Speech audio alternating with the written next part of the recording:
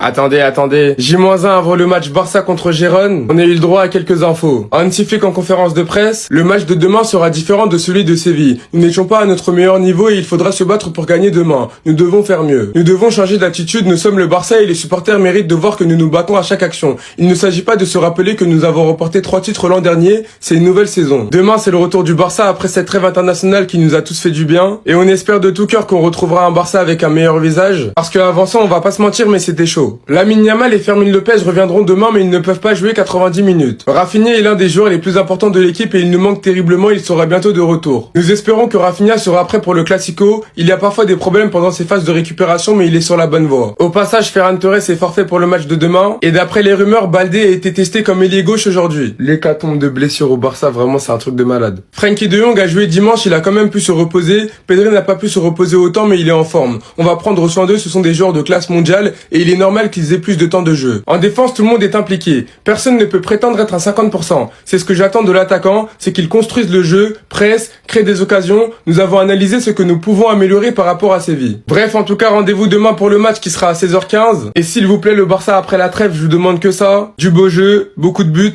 et pas le droit à l'erreur. Pour qui il se prend? Mais il est fou ou quoi? Je comprends pas là. Avoir une signature de Lamine Yamal va maintenant avoir un coût. Le jeune ailier espagnol est proche d'un accord avec une entreprise spécialisée dans la vente de vêtements et de produits dérivés et a reçu la consigne de ne plus signer d'autographe. Moins il y aura d'objets signés en circulation, plus sa signature prendra de la valeur.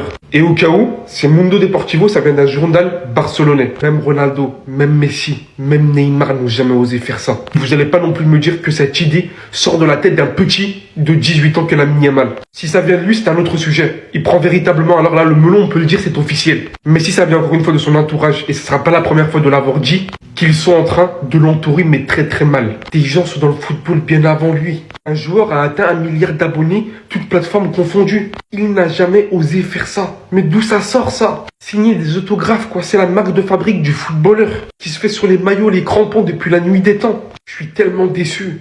Là, je suis véritablement tellement déçu. J'espère vraiment que l'idée ne vient pas de lui, et que surtout que ça va être annulé. Parce que là, c'est trop, les gars. Attendez. Le Barça peut enfin revenir au Camp Nou, mais je sais même pas si je dois être heureux. En fait, on s'est mangé tellement de clim que j'arrive pas à me réjouir. Le Barça a reçu la première licence d'occupation pour la phase 1A et le Spotify Camp Nou peut accueillir des matchs avec une capacité de 25 991 personnes. Donc ça veut clairement dire que le Barça maintenant peut jouer des matchs au Camp Nou s'il le souhaite. Et cela dit, le Barça ne veut pas. Ou du moins pas pour l'instant. Nous ne reviendrons pas avant d'avoir atteint la phase 1B et de pouvoir jouer avec une capacité de 45 401 personnes. Au club, ils pensent que le retour officiel sera contre Bilbao ou le match d'après. Grosse étape passée avec l'obtention de la licence 1A. Donc avec la phase 1A que le Barça a obtenue, pour l'instant on peut accueillir des matchs qu'avec une capacité de 27 000 personnes mais que sur la partie en bleu. Et le Barça préfère attendre qu'on ait également la phase 1B pour qu'on puisse avoir une capacité au minimum de 45 000 personnes. Donc l'objectif pour le Barça c'est d'avoir cette deuxième licence pour le match contre Bilbao ou le match d'après. Si je dis pas de bêtises, le match d'après ça sera normalement contre Alaves et on espère d'ici là que ça sera bon. Parce qu'en soi on devait quand même revenir depuis le Gumper. Bref, en tout cas n'hésitez pas à me donner vos avis dans les commentaires histoire de savoir ce que vous en pensez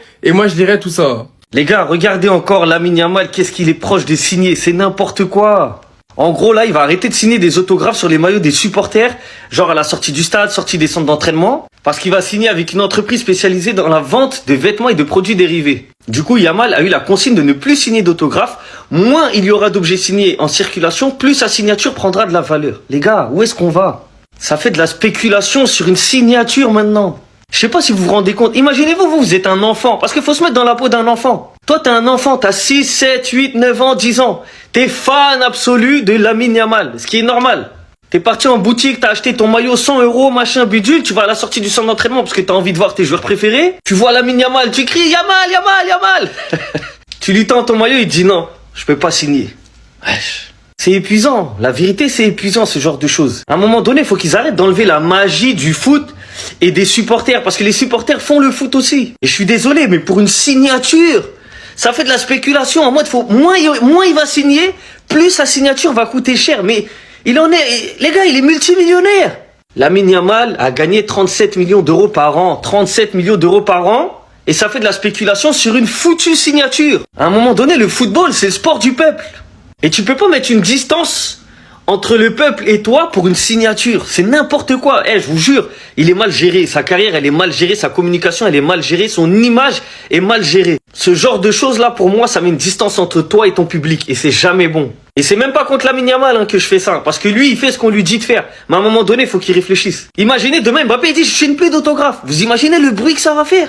Mais ça va être un scandale, ça va être un scandale. Hansi Flick était en conférence de presse et il a envoyé un coup de pression, c'est ce qu'on va voir ensemble, mais avant de commencer, n'oublie pas de t'abonner, liker et partager. Il a commencé par la question habituelle, bien évidemment, est-ce qu'il va changer la défense? Il a confirmé sa position sur le sujet, rien ne changera, tout le monde doit défendre à 100% et pas à 50%, et c'est que comme ça qu'on ne parlera plus de problème de défense. Il a aussi abordé le sujet de la fatigue et il a mis hors de cause le staff médical en disant que c'était plus à cause du calendrier surchargé que d'autres choses. Et il a ajouté que concernant le match de demain, si des joueurs sont fatigués, la Masia pourrait très bien jouer. On aura peut-être le droit à Marc Bernal aux côtés de Pedri, ou alors Dro Fernandez, ou bien même Tony Fernandez. Et c'est là qu'est arrivée la question qui l'a énervé. Elle concernait les propos du journaliste Marcel Llorente dans l'émission El Chiringuito. Il a affirmé que Laporta a ordonné à Flick de faire jouer Lamine Yamal alors que ce dernier était en retard pour la causerie. Ce qui aurait énervé Flick et mis un froid dans sa relation avec Deco et Laporta. D'autres journalistes ont même surenchéri derrière lui en disant que Flick pensait déjà à partir. Ce à quoi il a répondu tout simplement, c'est n'importe quoi. Si quelqu'un a dit ça, c'est un mensonge. Dans ce club avec Deco et les autres professionnels, j'ai une très bonne relation. On se fait confiance et il ne me demanderait jamais de choisir ou d'exclure un joueur en particulier. Il a ajouté également, j'aimerais savoir d'où vient la rumeur concernant Lamine et son retard contre Paris. C'est du pipeau, j'ai de bonnes relations avec les gens du club, on exige la confiance nécessaire, c'est n'importe quoi, ce n'est pas vrai, ils mentent. Mais bon, Martial, c'est pas nouveau qu'il s'attaque à Laporta, il l'avait déjà fait à l'époque pour le compte de Bartomeu, mais ça j'en parle dans la vidéo juste avant, allez la regarder où j'explique tout plus en détail. Quant à moi, je vous dis à bientôt et visca Barça. À ce qui paraît maintenant, faut payer pour avoir un autographe de Lamine Yamal. Bah les gars, moi je coupe tout. Parce que les gars, moi en fait, moi je suis un humain, j'ai toutes mes vidéos en tête. Il y a 5 mois, je vous ai fait cette vidéo les frères. Dans cette vidéo, on voit Lamine Yamal signer un tas de maillots les gars. Et moi j'étais là en train de vous demander, mais les gars, pourquoi il fait ça? Dans l'histoire du football, moi j'ai jamais vu Messi ou Cristiano Ronaldo assis en train d'être filmé, en train de signer des maillots. Vous m'avez dit, oh je sais pas quoi, nanana, oh y a rien, bel est que... Là maintenant on nous annonce qu'il a accepté, qu'il est sur le point d'accepter une offre d'un site spécialisé de la vente de produits dérivés signés par des athlètes. Et ses agents lui ont dit d'arrêter de signer des autographes. Là les gars, faut être honnête, mettre le clubisme de côté les gars. Quand c'était Vinicius ou Kylian Mbappé, on se moquait des Madrilènes. Dès qu'il y avait le moindre truc qui pouvait les faire passer pour des gens imbus de eux-mêmes, arrogants, on se moquait d'eux. Si Lamine Yamal signe vraiment ce contrat avec ce site spécialisé et que maintenant il y a un gosse de 9 ans, il va dire Lamine, s'il te plaît, je peux avoir un autographe? Et lui va dire, ah, désolé mon gars, moi je signe plus. Franchement, ça va en dire long sur l'humain les gars. On parle d'un poteau qui est quand même multimillionnaire et qui va être amené à peut-être gagner des milliards d'euros dans sa carrière. Il y a un moment, faut être honnête les gars, c'est pas normal. C'est pas normal. Il fait ce qu'il veut, peut-être que j'aurais été pire que lui, mais je suis pas de sa position les gars. C'est tout. Donc j'ai le droit de me plaindre. C'était ces Jorinho do Brasil et dites-moi ce que vous pensez de cette rumeur assez insolite. Bah! L'enchaînement qui sort pour abaisser la direction du Barça, les gars, c'est abusé et tout est faux. Soi-disant comme quoi Flick aurait dû se plier aux demandes de la direction et faire jouer Lamine Yamal alors qu'il devait être out contre le Paris Saint-Germain car il était en retard. Attendez, bougez pas, je vous explique. Lamine Yamal ne devait pas démarrer face au PSG en Champions League pour un retard à l'entraînement. Les dirigeants du Barça auraient fait pression sur Hansi Flick pour faire jouer l'Espagnol. Il explique que l'Allemand est contrarié par les pressions de Deco et craint que son cadre strict imposé à son effectif soit fragilisé. Car si on voit que Lamine Yamal a un passe droit, il peut y avoir un sentiment d'injustice. Quand Rafinha arrive en retard, il a pas joué. Rashford, pareil. Ferran, pareil. Koundé, pareil. Maintenant, José Alvarez déclare « J'ai contacté des sources internes au club et des personnes proches de Flick et Lamine et l'histoire a été complètement démentie. Flick serait très en colère car cela représente pour lui une insulte à sa dignité et à son professionnalisme d'entraîneur. On dit littéralement que si quelque chose comme cela s'était réellement produit, il aurait quitté Barcelone au même moment car sa personnalité ne lui permet pas d'accepter une indifférence de ce genre. Une interférence de ce genre, excusez-moi. Au club, ils ont commencé à voir que ces rumeurs avaient des intentions politiques et électorales et que certains partis essaient de déstabiliser la position sportive de Barcelone pour atteindre des objectifs personnels ou électoraux.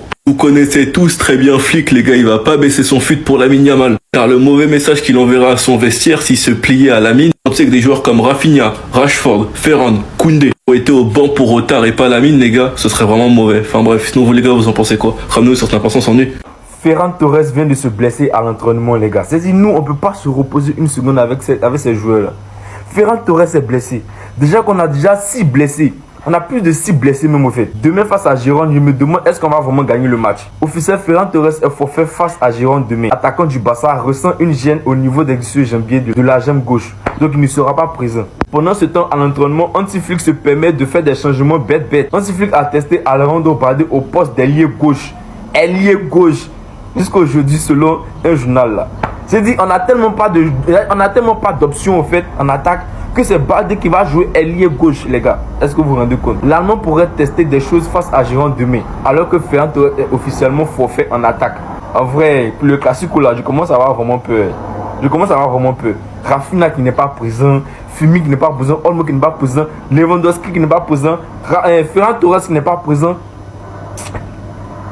Ils vont nous gagner.